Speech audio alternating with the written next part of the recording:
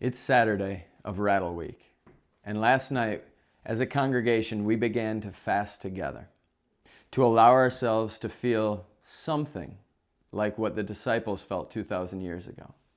The tension that these disciples would have been feeling was a broken relationship, one in which they just saw Jesus, their friend, their mentor, and their teacher, die a brutal death, and the tomb is still full. They're heavy with the feeling of that loss. There's pain, and there's confusion and not knowing what to do. We see the disciples in this moment of pain and suffering do what most of us tend to do and go back to a place that they're familiar with. We know this only because we see that Peter was found fishing. He went back to his own trade because he didn't know where else to be and how else to process these feelings. And I can be candid that that's me when I struggle the most. I tend to go back to something that I can wrap my hands around.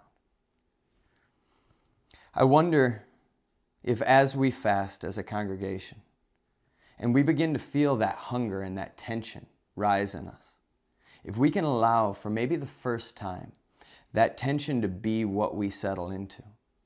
Instead of, as we so often do, praying that God will relieve the circumstance, God, take away my hunger, then maybe we can allow God to do what He's doing in us and know that that's drawing us to a place where we have a desire for something greater, even though the tension is part of the process. See, when that tomb was full, we don't get a lot of information, but what we know is there were people, there were emotions, and there was a desire.